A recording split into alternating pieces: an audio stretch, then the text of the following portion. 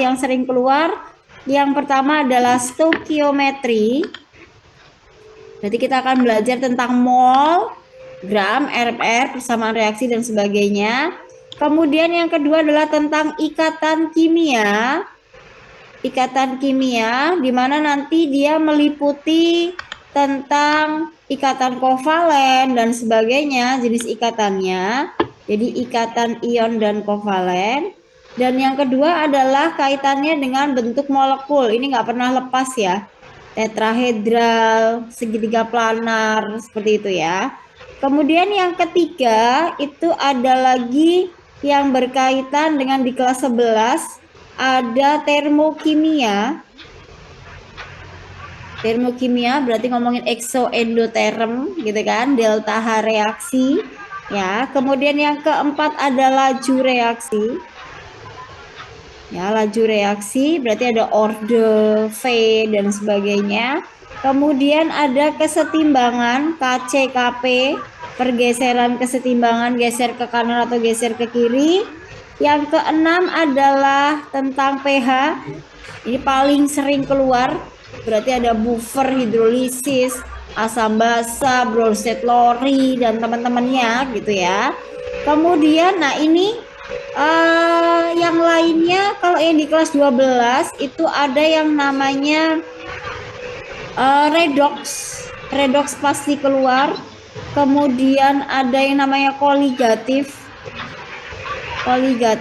kemudian dilanjut lagi dengan elektrokimia.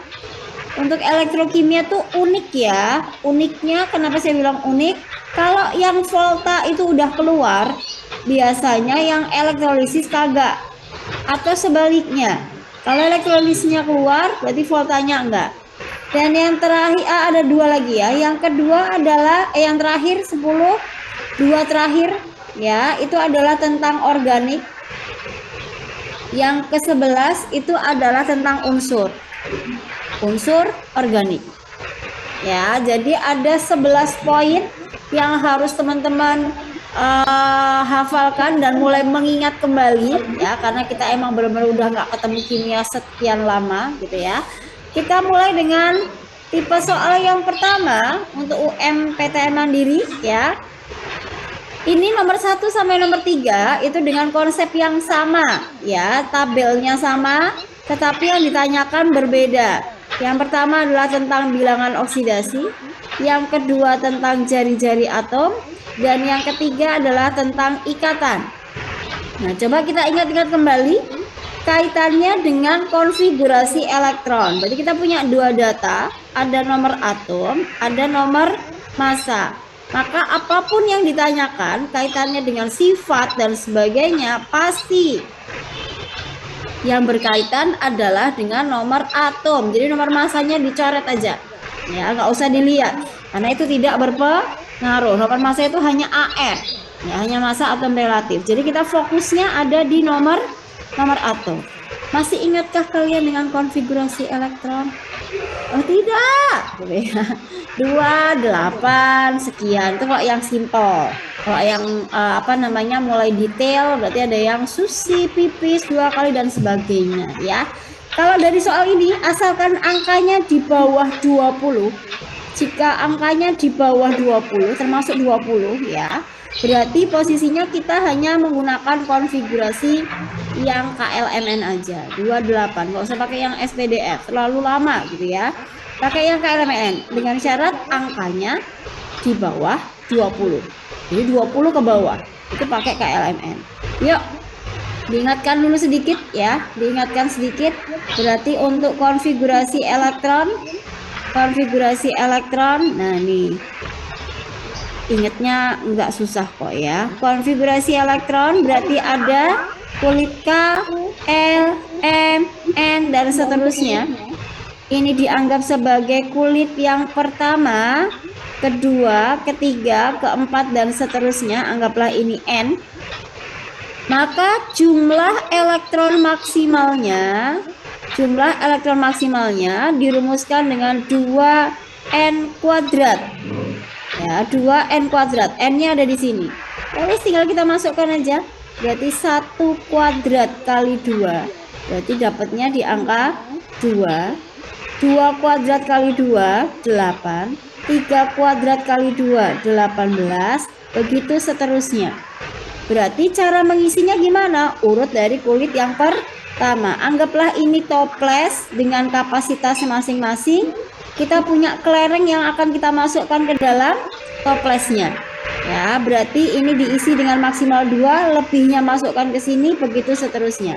Hanya hati-hati, angka lebih dari 9 tidak boleh ditulis kecuali 2n kuadrat. Jadi kalau udah mulai di sini nih, mau diisi kok angkanya nggak pas 18, berarti pakai angka sebelumnya. Mau ngisi 32, berarti nggak cukup, berarti pakai angka 18, nggak cukup lagi pakai angka 8. Ayo, ini simpel banget.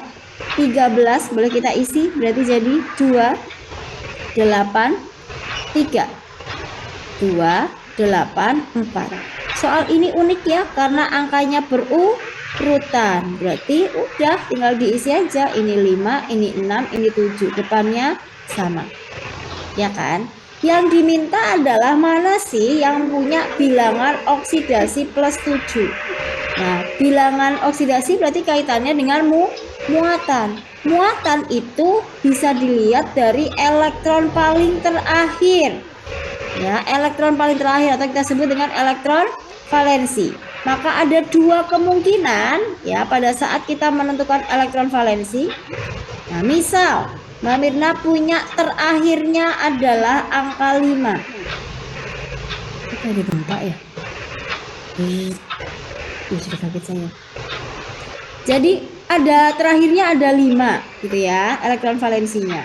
Maka untuk mencapai kestabilan dia ada kemungkinan caranya dengan cara melepas elektron, ya kan, melepas elektron atau dengan cara menangkap elektron. Kalau melepas berarti dilepaskan semuanya. Kalau nangkap gimana caranya biar jadi 8? Coba yuk, kalau ini dilepas berarti dia akan melepas berapa elektron? 5. Kalau dia nangkap biar jadi 8 berarti dia nangkap berapa elektron? 3. Maka kalau dia dilepaskan, elektron itu negatif, dilepas, maka muatannya menjadi negatif. Sementara kalau nangkep berarti muatannya menjadi positif. Maka dalam hal ini si X itu punya 2 kemungkinan. Dia bisa bermuatan minus 5 atau bisa bermuatan plus 3. Itu adalah cara menentukan bilangan oksidasi atau muatannya. Berarti sama dong dengan ini, ya kan? Maka 3 ada kemungkinan dia dilepas semuanya, berarti ada plus 3. Atau menangkap biar jadi 8, berarti minus 5. Begitu lagi yang di sini, ini plus 4, berarti ini min 4. Ini plus 5, berarti ini minus 3. Ini plus 6, ini berarti minus 2. Ini plus 7, berarti ini minus 1. Oh, kelihatan sekali jawabannya. Yang plus 7 berarti ada di option E, alias pada unsur T.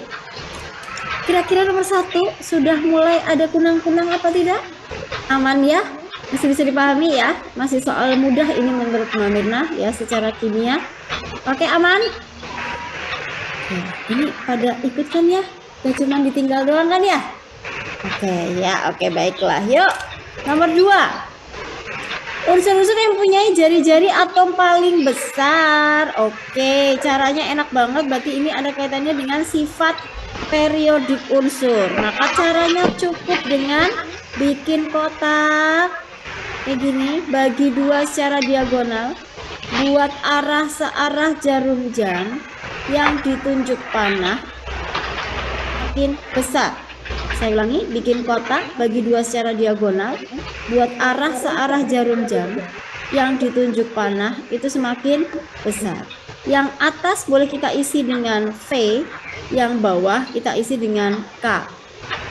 Oke, nah sekarang V itu apa? Sifat periodik yang diawali dengan huruf-huruf vokal A, I, U, E, O. Berarti ada apa aja itu? V berarti ada energi ionisasi. afinitas elektron, elektronegativitas, oksidator. Ada satu lagi apa? Asam oksi. Tuh, lihat ya, bagian depannya itu adalah huruf-huruf vokal. Maka cara menggunakannya adalah yang ini ditutup nih, ini anggap nggak ada. Dari bawah ke atas dalam satu golongan, dari kiri ke kanan dalam satu periode, semua sifat yang diawali dengan huruf vokal pasti makin besar, makin kuat. Begitu juga untuk yang konsonan, berarti ada yang namanya jari-jari atom, ada reduktor, ada basa, dan ada logam.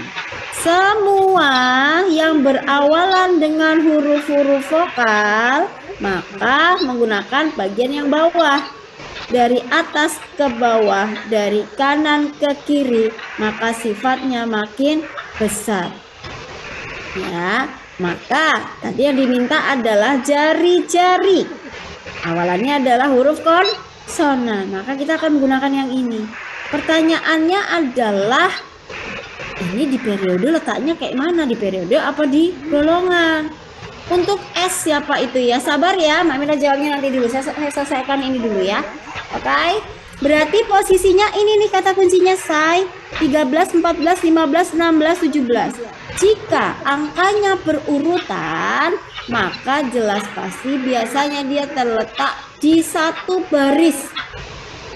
Di satu baris atau di satu periode. Boleh kita buktikan dengan konfigurasi elektron ya. 283. 284, berarti jumlah kulitnya semuanya sama, ya kan? Tapi golongannya berbeda-beda. Ya udah, ini berarti terletak pada satu periode, satu baris. Berarti ini ada P, Q, R, S, T. Oke, kita punya unsur yang letaknya seperti ini. Yang ditanyakan adalah konsonan, jari-jari. Berarti nggak pakai yang ini ya, nggak kayak mendatar ya. Oke, berarti kalau konsonan dari kanan ke kiri, dari kanan ke kiri sifatnya makin kuat. Berarti dari kanan ke kiri sifatnya atau jari-jarinya makin besar. Berarti siapa yang punya jari paling besar?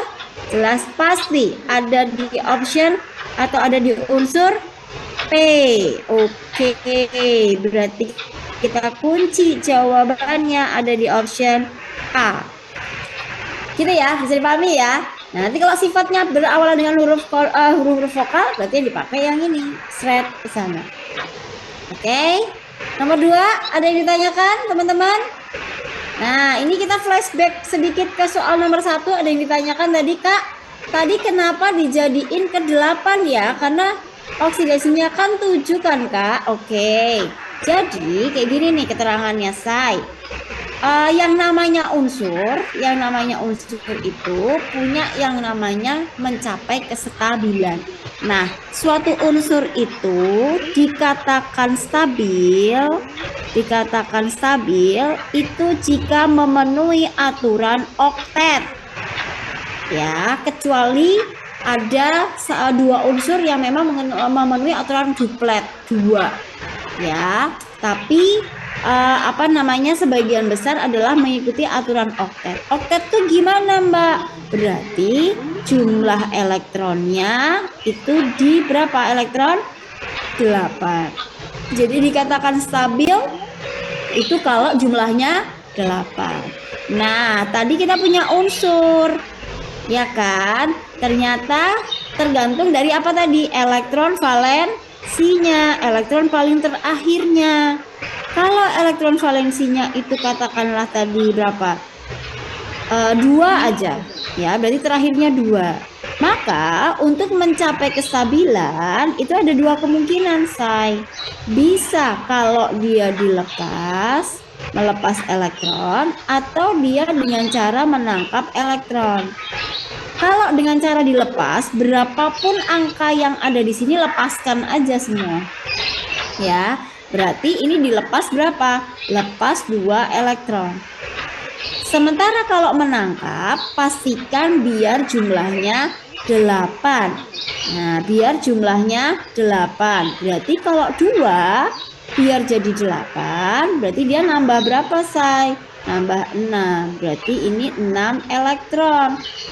Nah, kalau dia posisinya dilepas, itu tandanya negatif. Berarti X itu punya kecenderungan untuk membentuk ion, lepas itu plus, maaf. Dia punya kecenderungan untuk menjadi ion plus 2. Atau dia bisa jadi bermuatan minus 6. Gitu ya. Lah tadi yang ditanyakan kan yang mintanya plus 7. Berarti posisinya ini nih, 7-nya dilepas, berarti dia punya muatan plus 7. Berarti yang T. Gitu ya, siapa tadi namanya pakai S itu ya. Oke. Yang teorinya boleh diulang kah, Kak? Teori yang mana, sayang? Vivi? Teori yang nomor berapa? Oke. Terus nomor 2. Oke, wait. Nomor 2. Tania. Kalau nomor atomnya nggak berurutan gimana, Kak? Oke. Teorinya ini dulu. Yuk, balik lagi. Jadi yang berkaitan dengan sifat periodik unsur itu tinggal bikin kotak, bagi 2 secara diagonal, buat arah searah jarum jam, nanti yang ditunjuk panah semakin besar atau semakin kuat. Terus yang atas itu dikasih logo V, yang bawah dikasih logo K. Maksudnya apa? Berarti sifat periodik yang diawali dengan huruf V, vokal, A, I, U, I, O, berarti acuannya pakai yang ini nih. Kalau dia terletaknya dalam satu kolom, satu golongan, berarti ini yang dipakai. Dari bawah ke atas makin kuat, makin besar. Kalau dalam satu baris, dari kiri ke kanan makin besar. Gitu ya. Gitu juga nanti yang konsonan. Nah, ini tadi kan enak, angkanya berurutan, berarti dia di satu baris. Apa yang terjadi kalau angkanya nggak berurutan, Kak? Oke, kalau nggak berurutan ya kita harus letakkan posisinya. Ya, misal beda-beda nih. Kayak saya punya misalkan ada unsur A, B, C, D, E. Misal ini nomornya 11, ini 12, ini 19, ini 20, ini 37. Kan beda semua tuh angkanya ya. Berarti mau nggak mau, suka nggak suka, kita harus konfigurasi deh. Kita harus tahu letaknya dia di mana. 281, 282, 2881, 2882, 2818, 8 berapa itu? 2881. Nah, konfigurasinya seperti itu ya. Kan ada ininya. Nah, aduh ini jadi nggak enak nih. Nah, gitu ya. Oke, nah berarti kalau ada seperti itu, ya udah kita urutin. Berarti ini ada di golongan 1, ini golongan 1, golongan 1. Karena yang elektron paling terakhir itu menunjukkan ke golongan. Oh, berarti ada yang terletak di golongan 1 nih. Ini berarti golongan 1. Nah, ini baris ketiga, baris keempat, baris kelima. Oh, berarti berjejer ya kan? Berarti ini ada A, ini ada C, ini ada E. Sementara yang satunya terletak di golongan kedua, baris ketiga. Tuh, ini berarti sama kan? Satu baris kan? Nah, taruhlah yang golongan 2 di sini. Ini berarti B. Yang ini berarti D. Nah, berarti kita punya unsur yang letaknya seperti ini, Say. Oh, kan nggak harus satu baris, nggak harus satu golongan juga, gitu kan? Nah, misal tadi pertanyaannya sama, ditanyakan siapa sih jari-jari yang terbesar? Ya wis, awalannya apa ini? Awalannya C, berarti berawalan konsonan. Berarti kalau konsonan gimana tadi? Nah, dari atas ke bawah, dari kanan ke kiri. Berarti yang jawabannya jari-jari paling besar siapa? Oh, jawabannya yang E. Gitu ya, Tania ya. Oke, seandainya nomornya tidak berurutan. Oke, 1 sama 2, ada yang masih perlu ditanyakan lagi? Aman ya? Oke. Sekarang yang ketiga. Masih dengan tabel yang sama, tapi dengan pertanyaan yang berbeda. Manakah pasangan unsur yang dapat membentuk ikatan ionik nih? Perlu teori lagi ya, perlu penjelasan lagi. Nah, ada yang namanya ikatan, itu kita bagi jadi dua, say. Yang pertama ada ikatan ion atau ikatan positif dan negatif ya. Dan yang kedua adalah ikatan kovalen. Ikatan ion dan ikatan kovalen. Ikatan ion itu yang gimana? Ikatan yang terjadi antara logam dan non logam. Cara ngeceknya kayak mana loh Mbak? Ya udah, kita ngeceknya dari sini, say. Dari logam dan non logamnya. Maka yang namanya ikatan ion itu kalau logam biasanya elektron valensinya tuh angka terakhirnya tuh kalau nggak 1, 2, 3. Sementara yang non logam terakhirnya tuh 4, 5, 6, 7. Nah, jadi kita lihat dari yang punya elektron valensi. Jadi kalau terakhirnya tuh di bawah 4 pasti dia logam. Muatannya pasti plus. Yang ini negatif. Ini cenderung apa tadi? Lepas. Ini cenderung nangkap. Itu kalau ion. Kalau kovalen gimana, Kak? Kalau kovalen itu dua-duanya non logam. Nah, dua-duanya non logam. Berarti pada saat di soal nanti cari yang terakhirnya itu sama-sama di atas 4. Nah, yang ini berarti 4, 5, 6, 7 sama. Ini juga 4, 5, 6, 7. Nah, sekarang balik lagi ke soal yang ini tadi. Ya, ke konfigurasi elektronnya. Kalau kita masukkan lagi, nah ini ya. Nah, Mbak Mira masukkan dulu. Nah, kita taruh di sini. Nah, tadi kan konfigurasinya kayak gini nih. Ya kan? Berarti kalau kita mau mencari ion, satunya harus ada yang logam, gitu. Satunya harus ada yang logam. Satunya ada yang logam, satunya non logam. Apa tadi syaratnya? Yang logam terakhirnya kalau nggak 1, 2, 3. Berarti yang paling mungkin adalah yang ini kan? Itu pasti logam. Yang lainnya udah nggak jelas nggak logam, ya nggak? Karena yang logam syaratnya adalah terakhirnya angka 1, 2, 3 gitu kan? 1, 2, 3. Ya sudah. Berarti posisinya kan ini. Tuh, yang 3 doang. Berarti yang depan pasti siapa? P. Belakangnya terserah wong ini non logam semua. Berarti bisa P dengan Q, P dengan R, P dengan S, P dengan T. Yang penting harus ada P-nya. Loh, ini ada P-nya? Enggak. Ada P-nya? Enggak. Ada P-nya? Enggak. Enggak ada P-nya. Berarti jawabannya adalah ada di option C. Nah, gitu ya. Bisa dipahami sampai sini 1 sampai 3, teman-teman. Oke, aman, baik. Next. Nomor 4 masih ada kaitannya juga ini, ya, dengan ikatan. Tapi kita diminta untuk menulis rumusnya apa, ya. Jadi tadi ada ikatan ion, ada ikatan kovalen. Nah, cara mengikatnya bagaimana? Nah, kita lihat nih. Jika ada unsur X dengan nomor atom 15, dia akan berikatan dengan senyawa klorida. Nah, kita harus hafal nih. Cl itu terletak di golongan 7A.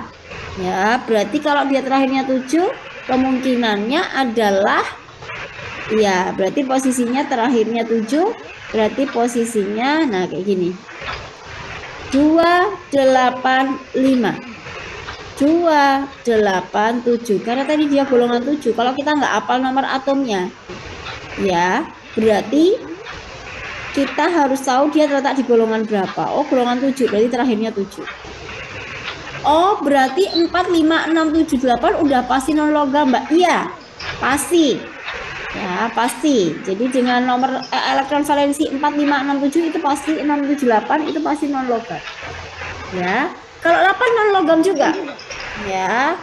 17 itu hafalan sih, Dek. Ini hafalan. Cuman apa namanya, kalau nggak hafal ini kan di soal ini nggak dikasih nih. Klorida nggak dikasih nomor atomnya. Berarti nggak usah pakai ini, nggak masalah. Nah, nggak usah pakai angka 17. Tapi hafalkan bahwa Cl itu terletak di golongan 7A. Fuji, Color, Berhadiah, Intan, kelas 3 itu. Ada kimia unsur, mestinya masih ingat kah? Kimia unsur ya, bahwa Cl itu golongan 7A, berarti terakhirnya pasti itu 7. Nah, kita pakai yang tadi ya. Nah, tadi lepas dan nangkep, lepas itu 1, 2, 3, nangkep itu 4, 5, 6, 7, itu pakai aturan oktet. Ya, sesuai dengan ini, aturan oktet. Ya wes, yuk. 5. Enaknya lepas apa nangkep? 5, berarti lepas apa nangkep? Oh, jelas nangkap. Menangkap biar jadi 8, berarti 3 elektron. 7. Enaknya lepas apa nangkep? Oh, nangkep juga. Nangkep berapa elektron biar jadi 8? 1 elektron. Benar banget, Rosa. Kok dua-duanya nangkep, Mbak? Oke, kalau dua-duanya nangkep, kalau ini ditanya, berarti jenis ikatannya adalah ikatan kovalen. Nah, kalau tadi lepas dan nangkep, berarti ikatan ion. Oke, berarti kalau ikatan kovalen tidak ada muatan positif dan negatif. Tinggal kita lihat aja. Berarti X-nya tadi nangkep 3, berarti intinya punya 3 elektron. Cl nangkepnya berapa? 1, berarti intinya dia punya 1 elektron. Kalau angkanya berbeda, berarti tinggal dikalikan sila. Jadi ngantuk ya. X-nya 3, Y-nya 1. Karena angkanya berbeda, maka tinggal dikalikan sila. Ini kali sana, ini kali sana. Ya, berarti hasilnya jadi X, Y, 3. Boleh nggak Mbak tak balik? Boleh, Y-nya ditaruh depan, X-nya taruh belakang. Tapi angkanya nggak boleh ya, cuma naruh depan belakangnya aja. Nah, berarti jawaban yang tepat ada di option apa ini? XY3. Berarti ada, kok XY sih, Dek? Pakai apa sih tadi? CL ya? Maaf. Pakai CL. Nah, ini berarti CL, ini CL. Oke. Berarti Pamina ganti dulu. Biasanya pakai Y ya. XCL3 atau CL3. Berarti jawabannya adalah ada di option B. Kalau elektron valensi unsurnya 4 itu lebih cenderung menangkap sayang. Jadi tadi yang melepas hanya 1, 2, 3. Muhammad Fatin. Jadi 4 tadi sudah masuk di sini kan? Nah ini. Tuh, 4 sudah masuk di nangkep.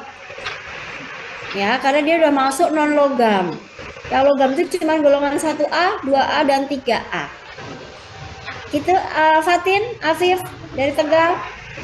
Oke, ada lagi yang perlu ditanyakan, Say? Kalau misalkan ikatannya ikatan ion kayak mana, Mbak? Nah, misalkan ikatannya ion. Ada X-nya 15. Y-nya misalkan ada 11. Ya, atau 12 deh. Nah, ketika dia menjadi sebuah senyawa, kita kira-kira rumusnya kayak mana? Ya udah, kita konfigurasi kayak tadi 285. Ya kan? Yang ini 282. Nah, tinggal tadi yuk, kalau 5 berarti cenderung lepas apa nangkep? Nangkep. Nangkep berapa elektron? 3. Berarti artinya X-nya jadi minus 3. 2 berarti cenderung dilepaskan. Berarti ini jadi apa? Positif 2. Nah, kan yang satunya ada min, ada plus toh. Berarti kalau ditanya ini adalah ikatan ion. Ya, itu adalah ikatan ion. Berarti kalau ion posisinya nggak boleh dibolak-balik ya, Say. Yang positif harus kudu diletakkan di depan. Yang positif siapa? Y. Berarti ini Y12 bereaksi dengan X min 3. Lagi-lagi angkanya beda.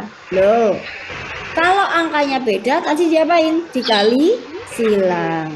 Dari depan kali belakang. Berarti jawabannya menjadi Y3X2. Begitu. Kalau sama gimana Mbak? Satunya plus, satunya min. Satunya plus, satunya min, tapi angkanya sama. Plus 2 sama min 2. Oh, jejerkan aja. Contoh, saya punya X-nya plus 2. Y-nya min 2. Angkanya sama kan? Ya udah, berarti tinggal XY. Nggak boleh dikalikan silang. Nggak boleh jadi X2Y2. Nggak boleh. Ya, oke. Ada yang perlu ditanyakan sampai sini, teman-teman? Udah, oke. Pelan-pelan tapi pasti ya. Mungkin banyak yang lupa ini ya maksudnya. Jadi kita ulang lagi dari awal ya. Oke. Oke, berarti nomor 5. Nomor 5 ini ada kaitannya dengan kelas 3. Mestinya masih ingat ya tentang tentang reaksi redox. Ya, redox. Nah, coba kita tuliskan yuk. BrO3 minus ditambah dengan Br minus ditambah dengan H plus, hasilnya jadi Br2 plus H2O, gitu kan. Nah, berarti posisinya yang ditanyakan adalah berapa Br2 yang diperlukan. Berarti ini berapa? Yang ditanyakan Br minnya kalau di soal diketahui ada Br2-nya. Waduh, pakai bilog lagi kan Mbak? Yes, bener banget Rosan. Ini materi kelas 3 semester 1. Ya, nyari bilog waktu itu ya. Nah, mudah-mudahan masih nyantol ini ya, karena memang ini adalah bab yang lumayan agak rumit di kelas 3 waktu itu ya. Oke, kita hitung dulu yuk. Oh, itu bilognya min 2. Min 2 kali 3 min 6. Biar sama dengan minus 1, berarti BR-nya nambah berapa? Oke, berarti BR-nya adalah plus 5. Dapat. Lagi sebelahnya BR-nya minus, karena di sini ada minus ya. Berarti ini minus 1. H plus berarti plus 1. Kemudian BR2 dia unsur bebas berarti 0. Ya, H2O mau dihitung juga boleh. Biasanya 2O nggak perlu ya. Plus 1 kali 2 plus 2, O-nya adalah min 2. Nah, ya wes, ayo kita uraikan. BR-nya berarti kita tarik ya. BR plus 5 berubah menjadi 0. Kita cari yang mengalami perubahan bilog. BR-nya dari min 1 ke 2 juga mengalami perubahan bilog. Sudah, ya kan? Tinggal kita cari sebelum dicari perubahannya berapa. Ya, sebelum dicari perubahannya berapa, berarti kita setarakan dulu. Coba kita perhatikan. Ini BR-nya 1, say. Ini BR-nya ada berapa? 2. Berarti ini kudu dipengkan 2. Lagi.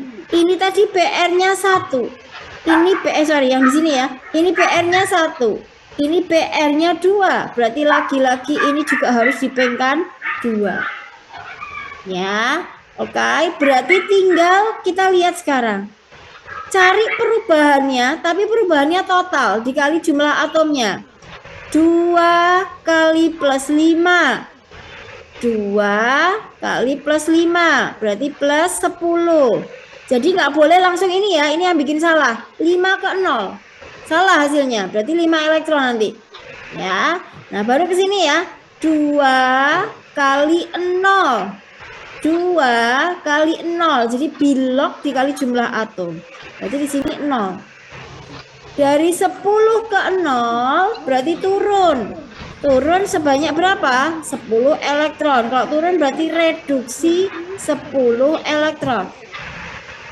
Reduksi 10 elektron. Nah, dengan cara yang sama, 2 kali min 1, min 2.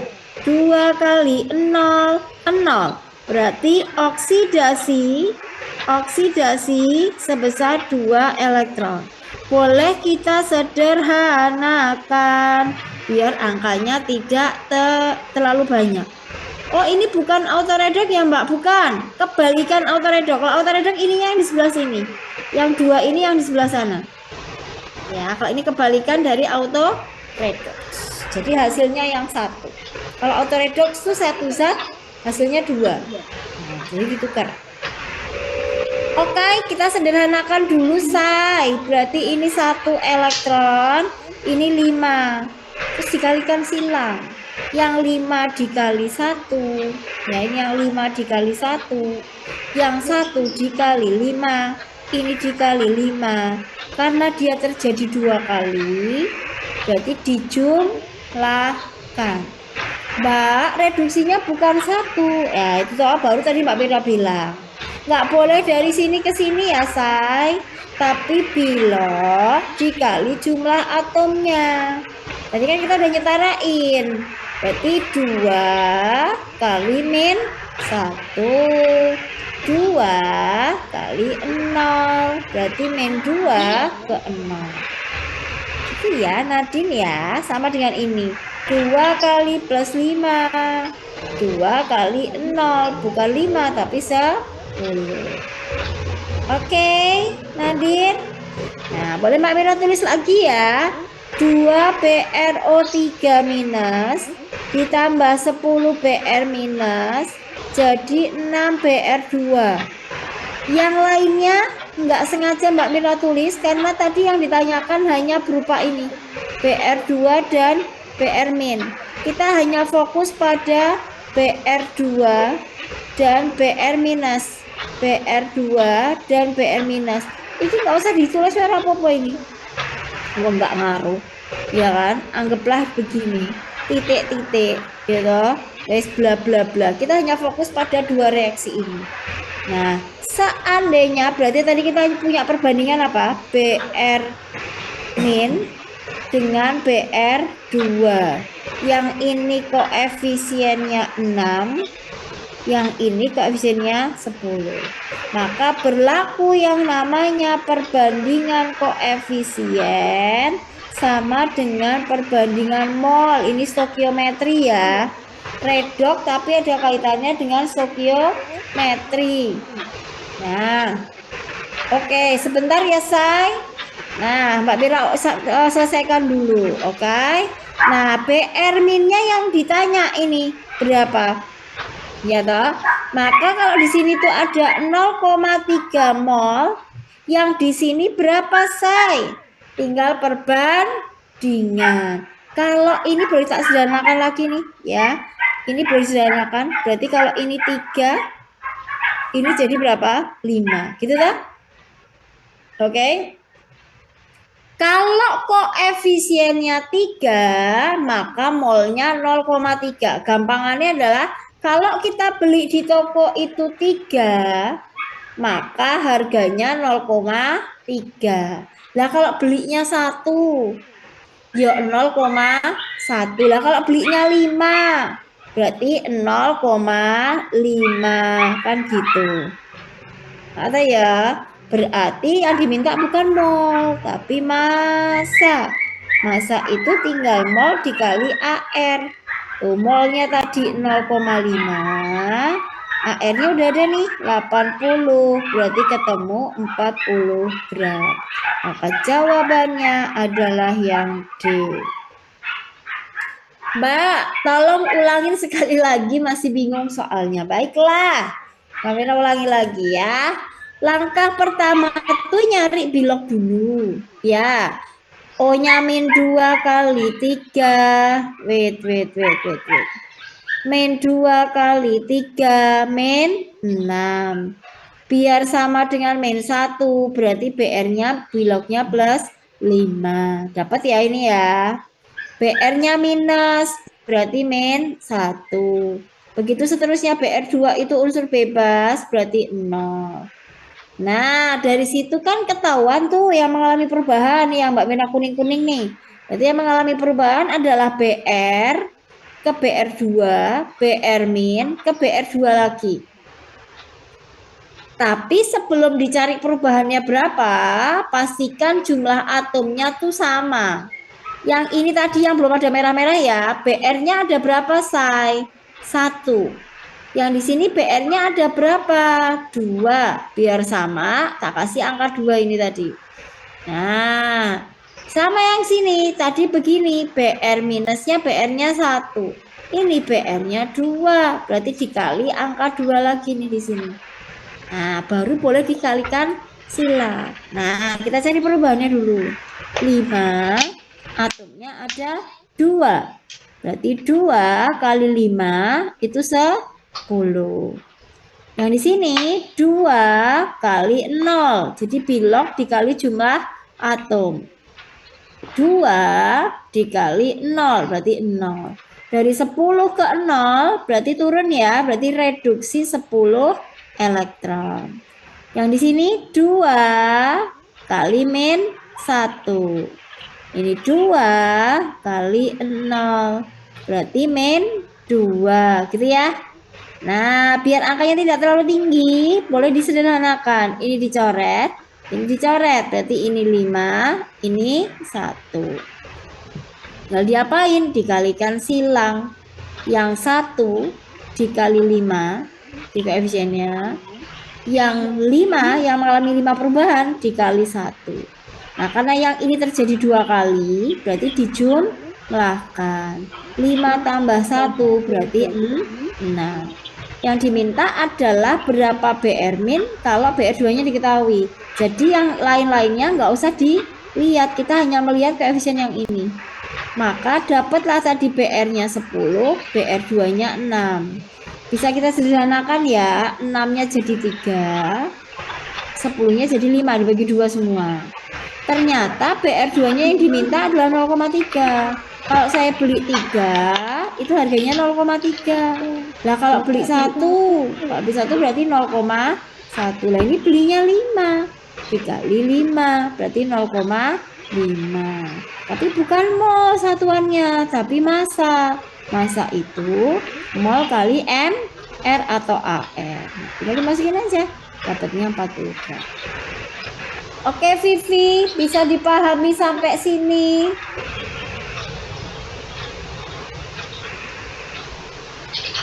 Oke, baiklah. Yuk, next ya. Masih ada kaitannya dengan redox. Nah, ini sama ya, cuma beda unsur aja.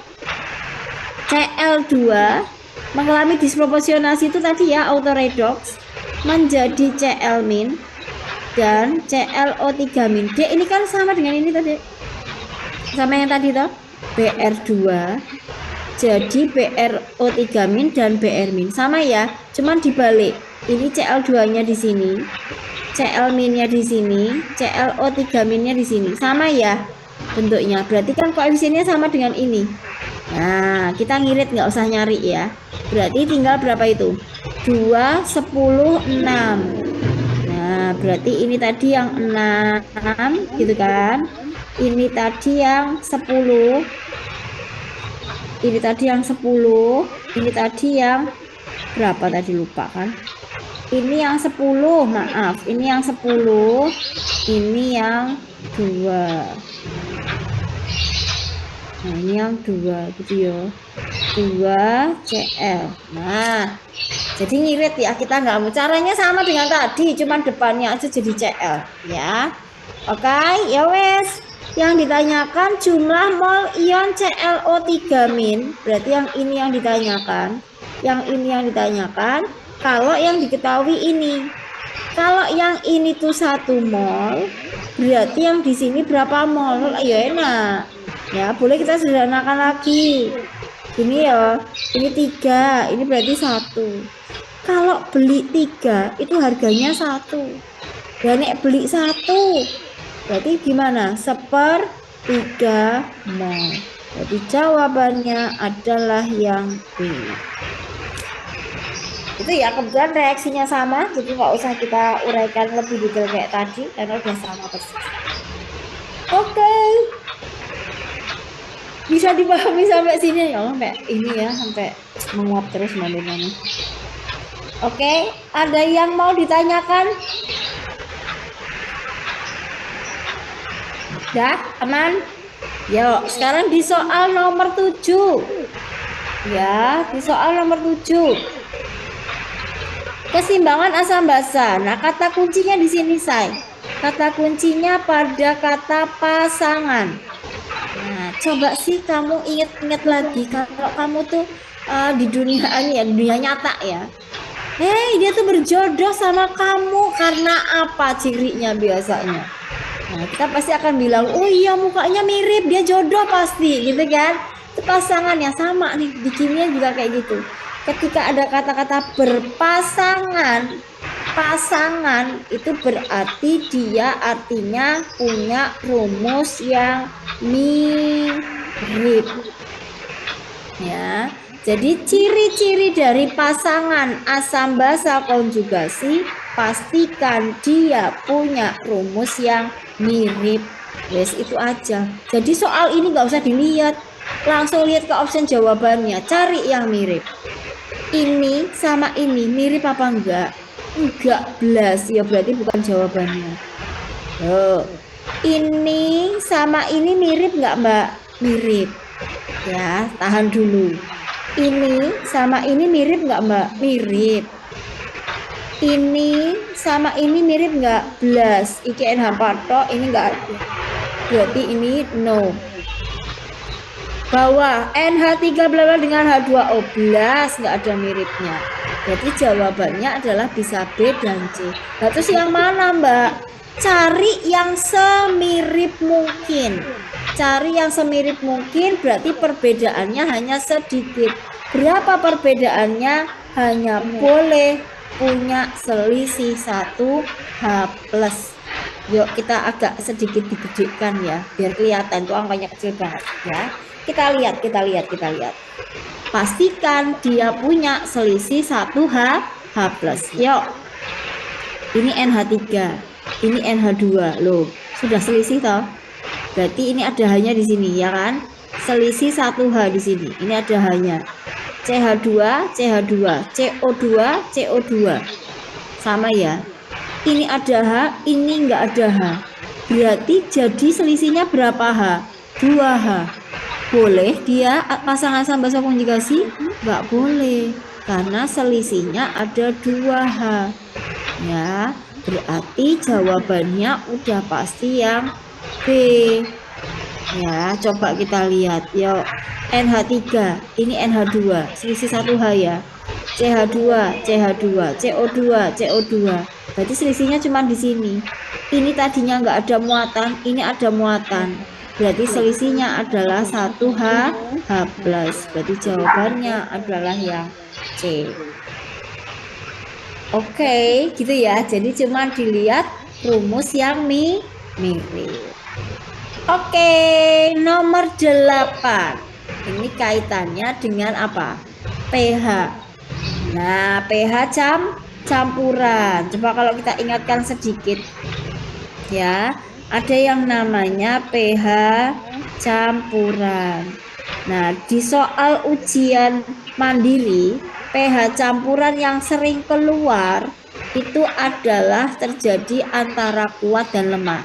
Boleh nggak sih Mbak kuat sama kuat? Boleh, tapi yang keluar di UN itu adalah yang kuat sama lemah. Berarti salah satunya yang terjadi adalah pH campuran berupa buffer atau penyangga, nama lainnya buffer atau penyangga. Ya, apa ciri-cirinya Mbak kalau yang buffer sama penyangga? Maka ini bisa terjadi antara asam kuat dan basa lemah, atau sebaliknya asam lemah ditambah basa kuat, ya kan? Tapi ya sisa yang lemah, atau gampangannya gini, yang lemah lebih besar dari yang kuat. Ini syaratnya. Bisa terjadi antara asam kuat dengan basa lemah, asam lemah dengan basa kuat, tapi yang lemah lebih besar dari yang kuat. Ya, sementara kalau hidrolisis itu bisa terjadi antara asam kuat dengan basa lemah atau asam lemah dengan basa kuat. Tapi yang lebih enak lagi ini bisa terjadi antara asam lemah dengan basa lemah. Bisa dua-duanya lemah. Maka nek yang pas ini kan podo berarti. Nah, apa yang membedakan? Ini yang membedakan. Kalau buffer itu yang lemah yang lebih gede angkanya. Tapi kalau hidrolisis itu antara lemah sama kuat angkanya sama. Itu kata kuncinya, antara lemah dan kuat angkanya sama. Ya wes, yuk kita hitung sekarang ya. 200 ml HCN 0,3 molar. Ada Ka, berarti jelas asam ya, dan asamnya pasti lemah.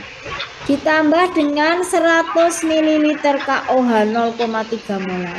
Masih ditambah lagi NaOH padat. Berarti ada 3 campuran ya. Yang pertama adalah ada HCN ditambah dengan apa tadi, KOH, ditambah lagi dengan NaOH. Ini notabene adalah si asam lemah. Kok tahu Mbak? Karena ada Ka. Nah, kalau ada Ka pasti asam lemah. KOH-nya berarti ini adalah asam ekoasam, basa kuat gitu ya. Kita cari dulu lah ini angkanya ya. Berarti 200 mili dengan 0,3 berarti ada 60 milimol. Nah, ada ya. KOH nya 100 mili 0,3 berarti ada 30 milimol ya. Yang di sini 0,8 gram berarti karena gram ya satuannya dibagi dengan ml. 0,8 dibagi ml dapatnya 0,02 mol ya kan. Padahal salah, berapa itu? 0,0 oh ya benar 0,02 mol. Padahal satuannya di sini mintanya milimol. Ya kita rubah, berarti dikali 1000 dapatnya berapa? 20 milimol. Wes kayak gini. Yuk bisa kita simpulkan sekarang. HCN tadi golongan apa? Asam lemah. Ini asam lemah akan bereaksi dengan ini adalah basa kuat. Asam lemahnya 60, basa lemahnya totalnya berarti 50. Pakai logika yuk, pakai logika. Asam lemahnya 60, basa kuatnya 50. Buffer apa hidrolisis? Asam lemah, basa kuat. Asam lemahnya 60, basa kuatnya 50. Buffer apa hidrolisis? Buffer. Kenapa? Karena ini tadi. Yang lemah lebih besar dari yang kuat. Yang lemah lebih besar dari yang kuat. Kalau ini tadi 50, ini 50, berarti hidrolisis. Ya sudah. Ternyata berapa itu? Banyak yang lemah, berarti jelas ini adalah buffer. Berarti caranya gimana Mbak? Kalau dulu mungkin diajarinya yang di kelas 11 pakai mula-mula, reaksi, sisa. Lama. Ya lama, itu kalau reaksinya kamu benar, reaksinya salah. Nah, wes nggak mungkin ya toh. Maka caranya tinggal begini say. 60 sama 10, menang yang 60, menang yang asam, berarti pakai apa? H+. Tinggal Ka, angka yang besar dikurangi yang kecil bagi yang kecil. Besar kurangi kecil bagi kecil. Ya wes, Ka-nya adalah 5 kali 10 min 10. Yang besar berarti 60 apa 50? Oh ya 60. Yang kecil 50, yang kecil 50. 60 kurang 50, 10. 10 dibagi ini coret begini. Nah, berarti habis ya ini ya. Nah, sudah, berarti pH-nya sama dengan berapa itu? 10. Oke, jawabannya adalah yang D. Ya, ayo tanyakan dulu yang berkaitan dengan pH.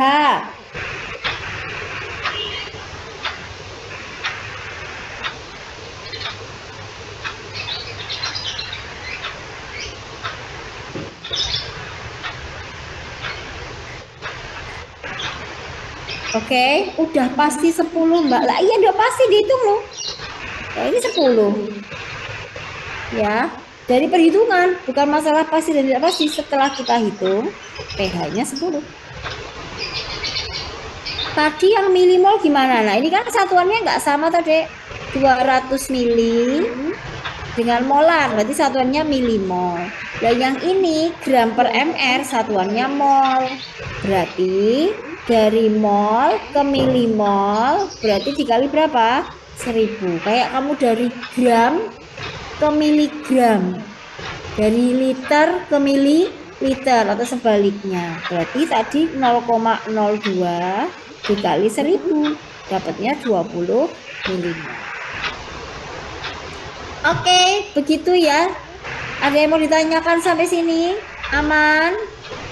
Baiklah, yuk next. Nah, ini ada kaitannya masih dengan ikatan sih sebetulnya ya, yang tadi ya. Tapi ini masuknya ke bentuk molekul dulu. Ikatan tapi yang bentuk molekul. Gimana itu Mbak penjabarannya? Nah, kayak gini say.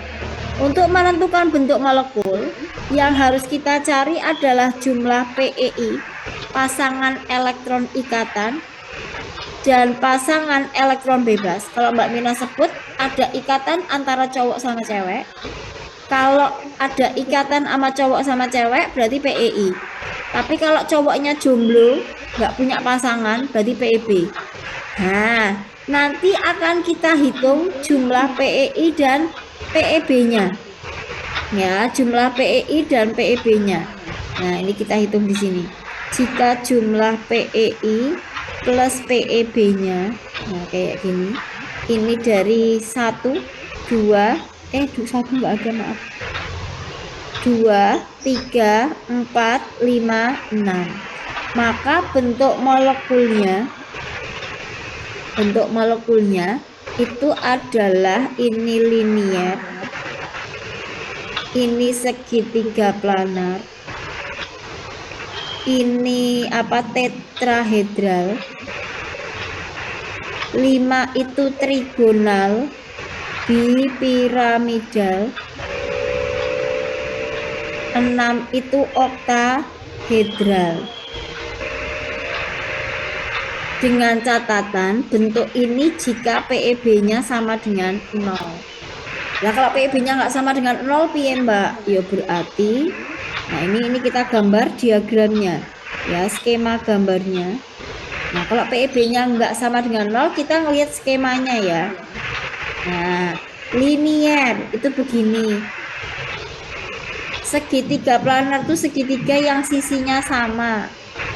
Tetrahedral 1, 2, 3, 4. Trigonal bipiramidal 1 huruf K. Nah, kayak gini aja, huruf K dikasih buntut belakang. 1, 2, 3, 4, 5. Oktahedral bikin kotak dikasih atas bawah. 1, 2, 3, 4, 5, 6. Gitu ya, itu bentuknya. Sekarang penerapannya seperti apa? Molekul ClF3 memiliki 3 domain pasangan elektron ikatan dan 2 domain pasangan elektron bebas. Loh kan enak. Berarti artinya dari soal itu dari diketahui bahwa PEI-nya sama dengan 3 ini dan PEB-nya sama dengan 2. Berarti total PEI dan PEB-nya berapa? 5. Berarti kalau 5 tadi jawabannya apa Mbak? Trigonal bipiramidal. Salah. Bukan itu. Ya, bukan ini. No. Karena ini tadi kalau PEB-nya 0. Lah ini PEB-nya nggak 0 kok. Nggak boleh. Loh, caranya gimana? Digambar skemanya. Satu, gini ya, huruf K dikasih buntut. Ya, huruf K dikasih buntut. Itu kalau kelima-limanya berikatan. Ya, 1, 2, 3, 4, 5. Ini kalau lima-limanya berikatan. Lah masalahnya itu posisinya yang berikatan cuma 3. Yang 2 bebas. Berarti yang 2 kudu dilepaskan. Caranya ngelepas dari mana, Mbak? Cara ngelepasnya dari sini. Ini 1, ini 2. Nah, berarti bentuknya menjadi ini. Tuh, seperti huruf apa dia? Seperti huruf apa dia? Nah, seperti huruf T. Berarti jawabannya adalah yang C. Oke.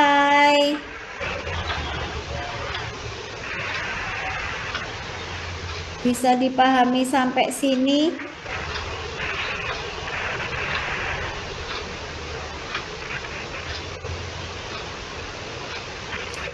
Oke. Next ya, 10. Nah, ini harusnya masih ingat ya, harusnya ingat ini. Ya, ada kaitannya dengan kelas 12. Sifat poligatif larutan semester 1. Moga-moga masih ingat ini ya. Sebanyak 14 gram elektrolit kuat dilarutkan dalam air pada suhu 27 derajat, tekanan osmotiknya 7 atm. Berarti berapakah harga MR-nya? Maksudnya ke tekanan osmotik. Ayo, siapa yang masih ingat apa itu rumus dari tekanan osmotik? Ya, bisa kita simpulkan dengan pi. Ya, pi sama dengan remeti.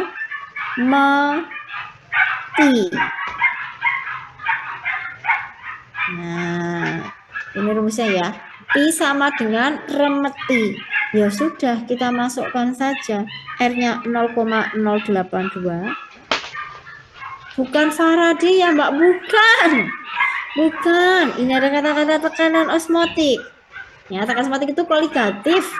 Ya, molaritasnya gram, mana tadi gramnya? Ini ya, gram per mr kali 1000 per mililiter. 1 liter jadikan mili berarti 1000 juga. T-nya 27 jadikan Kelvin berarti 300 derajat. Kok derajat Celcius? Kelvin. Nah, terus I-nya adalah jumlah ionnya. Ionnya, coba kita lihat. A2X. Ya, A2X berarti A-nya ada 2. Nih, A-nya ada 2. Ya, A-nya ada 2. X-nya ada 1.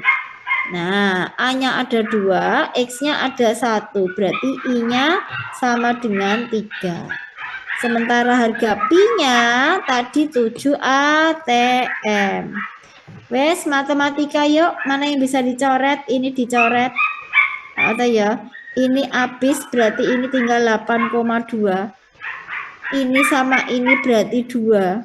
Maka MR tarik ke sana, ini MR-nya sama dengan kepiwe kuwi. 2, ini 2, 8,2 kali 2 kali 3 kali 3 9 gitu tuh ya. Berarti tinggal 16,4 dikali 9. 4 kali 9 pasti belakangnya 6. Berarti mau tidak mau adalah 147,6. Jawabannya adalah yang D. Oke. Moga-moga masih ingat. I-nya 1, Mbak. Bukan, I-nya 3, say. I-nya 3 dari mana? A2X. A-nya 2, X-nya 1. Mbak, 1000 per 1000 dari mana? Oke, molaritas itu rumusnya gram per mr kali 1000 per mililiter.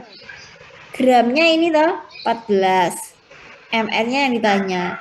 Ini loh, ada dilarutkan dalam 1 liter air. Padahal di sini rumusnya mililiter. Ya, Berarti 1000/1000. 1 liter dijadikan mili. Berarti 1000 mili. Ya, iya ini elektrolit say. Berarti ada I-nya ya. Oke. Ada lagi yang mau ditanyakan? Aman ya? Oke, next. Ini sebetulnya mau tidak mau kamu kalau untuk jawab ini agak kesulitan. Ya, karena ini adalah materi kelas 3 semester 2 paling terakhir babnya. Yang notabene mungkin di sekolah ini nggak diajarin lagi.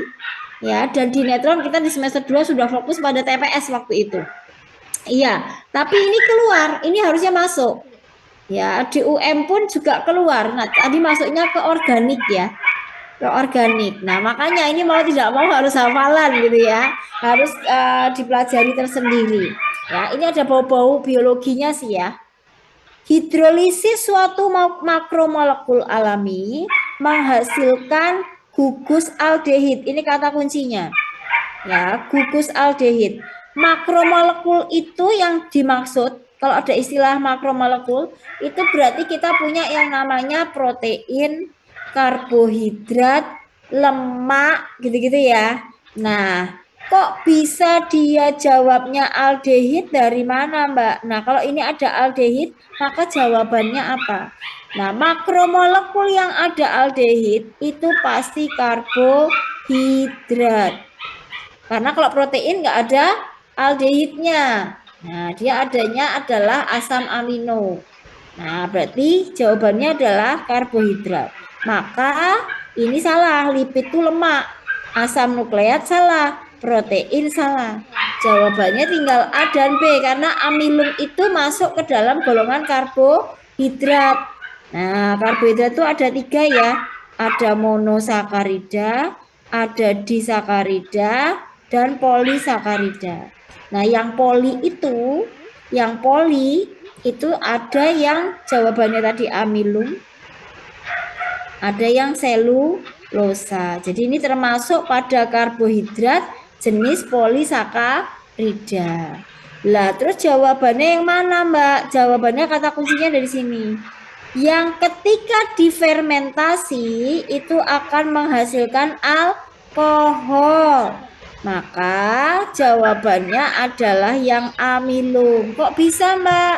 Karena selulosa itu karbohidrat yang biasanya ada di kulit ya, ada di kulit, ada di kayu dan sebagainya. Jadi itu tidak bisa dibikin alkohol. Tapi kalau di amilum itu seperti di biji-bijian, di beras itu ya, beras, ya ketan dan sebagainya. Itu kalau di fermentasi kan ada alkoholnya ya. Seperti kita mau bikin tape, itu kan tape ketan, itu kan ada kalau difermentasi itu bisa menghasilkan alkohol. Maka jawabannya adalah yang B. Jadi kalau yang ini karena kamu nggak dipelajari nih Mbak Mena, wes lah pasrahkan saja, lewati saja. Karena kalau mempelajari ini babnya banyak sekali dan yang keluar hanya satu. Karena babnya ada karbohidrat, protein, lemak, polimer. Yang keluar cuma satu. Jadi menurut Mbak Mena ikhlasin aja ya, gamblingmu pakai lagi ya, daripada mempelajari banyak hal tapi yang keluar belum tentu itu gitu ya, banyak hal, banyak kemungkinan. Oke. Nah, nomor 12. Nomor 12 ini tadi Rausan yang kamu mau ya, ada yang namanya elektrolisis. Nah, ada elektrolisis. Nah, kata kuncinya ada di sini elektrolisisnya. Yang diminta adalah muatan listrik dan satuannya kolom. Nah, berarti ini jelas pasti pakai Faraday 1. Karena Faraday itu ada 2 ya. Ada Faraday 1 dan Faraday 2. Faraday 1 kok bisa yakin kalau Mbak Mirna pakai Faraday 1? Karena Faraday 1 itu dipakai jika di soal ada variabel IT atau F. IT itu kalau digabung I kali T itu adalah Q. Q adalah muatan satuannya kolom kolom semua. Berarti jelas ini Faraday 1. Gimana Mbak rumusnya? Tinggal F sama dengan mol kali val. Nah, F-nya berarti apa Mbak rumusnya? IT per 96.500 sama dengan mol. Karena di sini ada kata-kata STP, berarti ada kata-kata dengan volume, maka ini boleh diganti dengan volume oksigen karena di sini oksigen. Karena di situ ada keterangan STP, berarti dibagi 22,4. Yo, IT-nya boleh tak ganti ya. Tadi IT itu bisa diganti dengan apa tadi? Ki.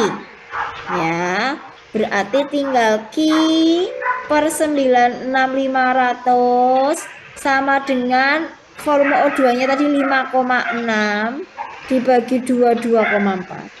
Karena kita ngomongin O2, O itu berapa min toh? Iya, O2 min 2. Berarti kalau O2 berarti ada 4, berarti valensinya 4. Beda dengan yang apa tadi koligatif ya. Jadi ini dilihatnya dari muatan. O itu min 2. Padahal tadi yang diminta O2, berarti O-nya ada 2. Berarti 4, plus minusnya diabaikan. Oke. Berarti tinggal ini sama ini entek. Atau ya, berarti Q-nya sama dengan 96.500. Maka jawabannya adalah yang B. Oke, itu yang bisa Mbak Mirna sampaikan terlebih dahulu ya. Nggak usah yang muluk-muluk, nggak usah banyak-banyak tambah mumet ya toh. Jadi sementara ini dulu ya yang bisa dipelajari. Silahkan kalau mau di SS, Mbak Mirna kasih waktu untuk SS terlebih dahulu. Oke, silahkan.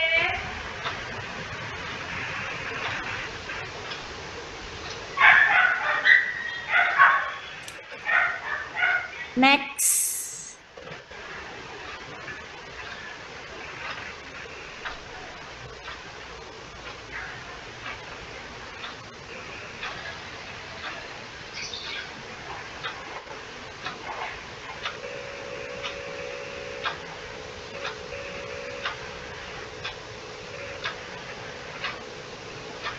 Next.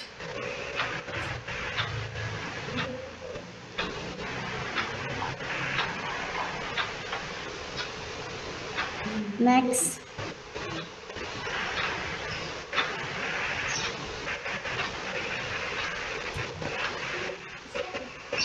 Ada. Next.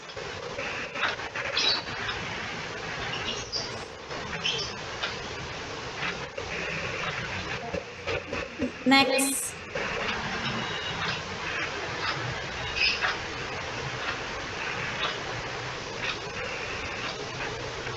Next.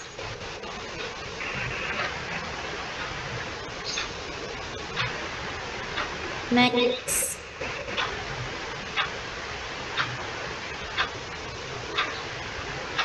Next. Oke, terima kasih Say. Next.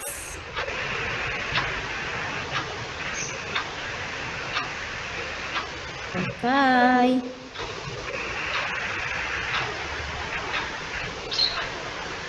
Next.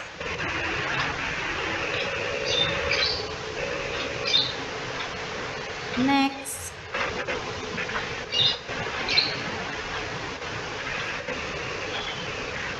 Next.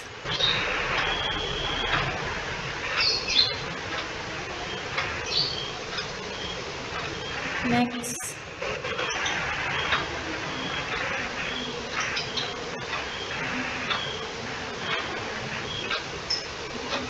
Next. Next.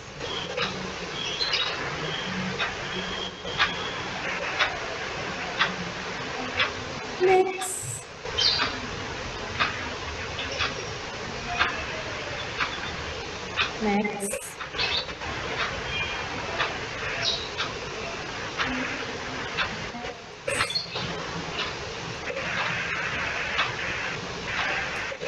Next.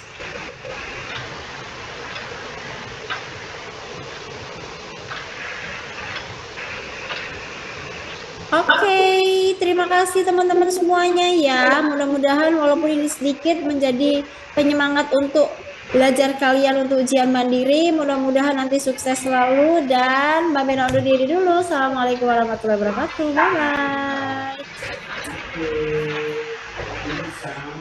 Makasih, Mbak.